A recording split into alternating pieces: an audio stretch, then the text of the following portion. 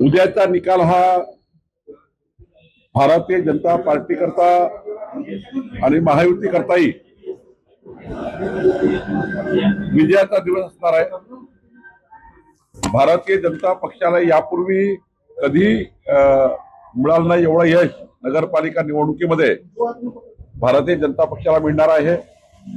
यापूर्वी ज्या नगरपालिका आमच्याकडे नव्हत्या त्याही नगरपालिका आमच्याकडे येणार आहे आणि जनतेचा कौल हा भारतीय जनता पक्ष आणि महायुतीच्या बाजूने आहे। जेव्हा प्रचाराच्या वेळी आम्ही बघितलं तर मतदाराचा कौल सुद्धा भाजपाच्या बाजूने आहे, त्यामुळे मोठा विजय होणार आहे। राष्ट्रवादी हा पक्ष जो आहे अजितदादा गट काही ठिकाणी भाजपसोबत तर बऱ्याच ठिकाणी शरद पवार गट किंवा जिथे जमेल तिथे त्याच्यासोबत आघाडी करण्याच्या तयारीत आहे। महानगरपालिका निवडणूक अजितदादांना त्यांच्या पक्षाचे अधिकार आहेत आणि त्यामुळे त्यांचा निर्णय माननीय सुनील तटकरेजी, प्रफुल्ल पटेलजी आणि अजितदादा घेतील। मला वाटतं की महायुती आम्ही करतोच आहे, पण ज्या ठिकाणी खूप जास्त कार्यकर्ते आहेत सर्व पक्ष मिळून, त्यामुळे तेवढ्या सीटमध्ये ते पूर्ण होऊ शकत नाही, लढू शकत नाही।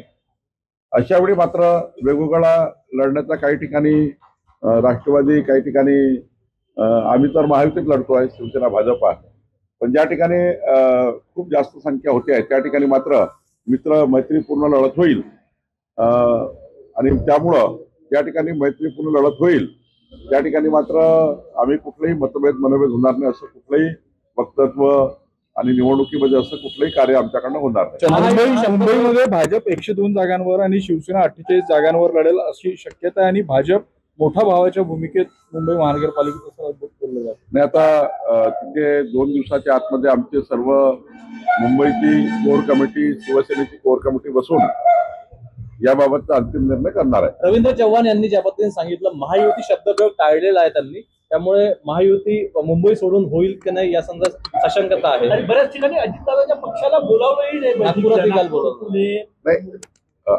पहिल्या टप्प्यामध्ये शिवसेना भाजपा आम्ही त्या ठिकाणी एकत्रितपणे आमचे कोर कमिटीचे मेंबर प्रत्येक महानगरपालिकेला बसतायत, चर्चा करतायत।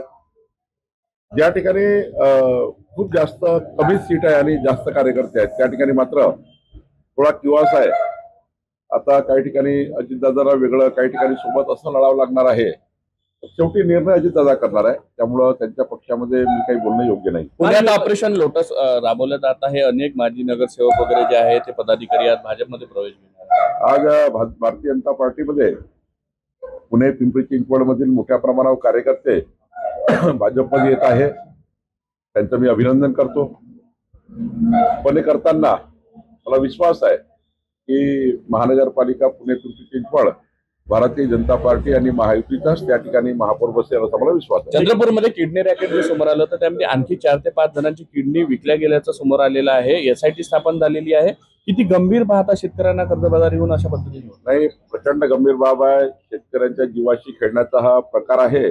यावर माननीय मुख्यमंत्री देवेंद्र फडणवीसजींनी SIT आणि त्या ठिकाणी गंभीर दखल घेतली आहे।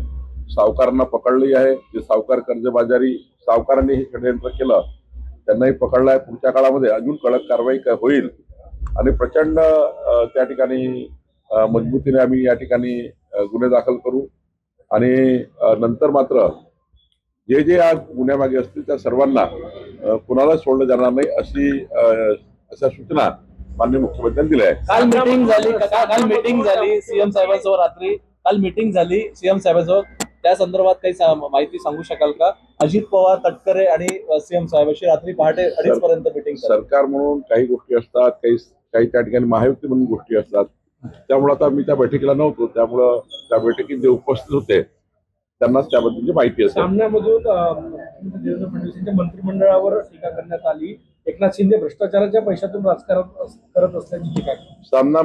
सामनामधून आमच्यावर स्तुतीस्तुन्य उधळतील असं काही त्यांच्याकडनं अपेक्षा थोडी आहे। ते तर विरोधात बोलणार आहे, त्यांचं कामच आहे विरोधी पक्षाचं। त्यामुळे सामना हा काही आता त्यांचं मुखपत्र आहे, ते जे बोलतात ते लिहितात। त्यामुळे राज ठाकरेंपासून शाखा भेटीवर निघाले, ठीक आहे, त्यांचा तो पक्ष संघटनेचा भाग आहे, त्यांनी तो करायचा आहे, त्यांचा तो अधिकार आहे। उद्धव ठाकरेंनी काल म्हटलं की आणखी एका मंत्र्याचा राजीनामा होईल, कसं पाहता या सगळ्याकडे ज्या पद्धतीनं उद्धव ठाकरे टीका? खरं तर उद्धव ठाकरे केवळ आपल्या विरोधी पक्षाच्या भूमिकेत त्यांना बोलावं लागतं, बोलतात.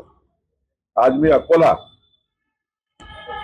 परभणी आणि जालना या 3 महानगरपालिकेमध्ये आमची पक्ष संघटना आणि येणाऱ्या निवडणुकीमध्ये जो कृती कार्यक्रम आहे, म्हणजे निवडणुकीच्या फॉर्म भरण्यापासून तर निवडणुकीच्या मतदारापर्यंत भारतीय जनता पार्टीच्या संघटनेने काय काय त्या ठिकाणी कशी कशी निवडणूक लढावी याकरता आमची कोर कमिटीची आणि सोबत संघटनेची बैठक आहे.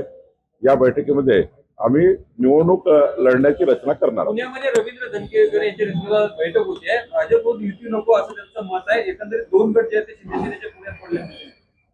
शेवटी एकनाथ शिंदे साहेबांनी निर्णय करायचे आणि एकनाथ शिंदे साहेबांनी निर्णय करताना हे सांगितलं की भाजपा शिवसेना युती लढेल. लाडकी बहीणचे पैसे 14 जानेवारी पूर्वी मिळणार आहे. KYC ला मुदतवाढ देण्यात आलेली आहे. लाडकी बहीण संदर्भामध्ये नियम जे आहे शिथिल करण्यात नाही, ज्यांना आवश्यकता आहे, कारण आम्ही वचन दिलं आहे की जोपर्यंत देवेंद्र फडणवीस सरकार, भाजपाचं सरकार, महायुतीचं सरकार महाराष्ट्रात असेल तोपर्यंत लाडक्या बहिणीची योजना सुरू राहणार आहे आणि या योजनेला आम्ही अधिक मजबूत करणार आहेत. वेगवेगळ्या केंद्राच्या राज्याच्या योजनेला याला जोडणार आहे. त्यामुळे लाडक्या बहिणीची योजना अधिक मजबूत करून या योजनेला प्रचंड त्या ठिकाणी चांगल्या पद्धतीने आम्ही राबवणार आहे. त्यामुळे सरकार ने काही नियम शिथिल केले हैं. जी राम जी बिल पर खड़गे जी ने कहा है कि माँ की कसम यह बिल गरीबों के लिए अच्छा नहीं है। खड़गे जी से क्या अपेक्षा करेंगे? मोदी जी की सरकार जो जो अच्छा करेगी उसके खिलाफ ये लोग रहते हैं, तो उनका बहुत ज्यादा सीरियस मत लीजिए. ठाकरे ब्रँड ठाकरे 97 लाख मतदाताओं के नाम हटाए गए। तो SIR इसीलिए है, डुप्लीकेट नाम हटाने के लिए, घुसपैठियों के नाम हटाने के लिए, इस देश के जो रहने वाले लोग नहीं उनका नाम हटाने के लिए.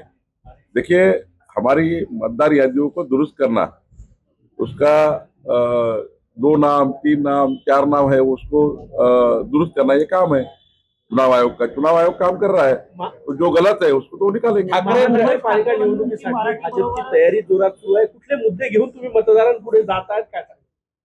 माननीय पंतप्रधान नरेंद्र मोदीचं सरकार, माननीय मुख्यमंत्री देवेंद्र फडणवीसचं सरकार, डबल इंजिन सरकारच महानगराचा विकास करू शकतं आणि महानगराचं डेव्हलपमेंट करण्याकरता जो त्या ठिकाणी 2047 पर्यंत विकसित शहरं करण्याकरता जो डेव्हलपमेंट प्लॅन तयार करायचा आहे, तो डेव्हलपमेंट प्लॅन तयार करण्याची जबाबदारी आता येणाऱ्या नगरपालिकेवर असणार आहे, महानगरपालिकेवर असणार आहे. त्यामुळं डबल इंजिन सरकार आणि खालचं महानगरपालिकेचा महायुतीचा महापौर असं तिघही मिळून विकासाचा संकल्प आम्ही केला आहे. मला विश्वास आहे की आमचं जे भारतीय जनता पार्टी महायुतीचे महापौर निवडून आल्यावर देवेंद्रजीच्या सरकारकडनं आम्ही चांगल्या पद्धतीने डेव्हलपमेंट करू, विकसित शहरं करण्यासाठी सर्व प्रकारच्या योजना आम्ही करू. ठाकरे ब्रँड संदर्भामध्ये एक पाहिलं आपण दोन्ही भाऊ एकत्र येतील असं सांगितलं जात आहे आणि मुंबईमध्ये मुस्लिम मत जे आहेत त्याच्यावरती लक्ष द्यायचं आहे. त्यांना काय करायचं ते करू द्या, आम्ही 51% मतं घेऊन जिंकू.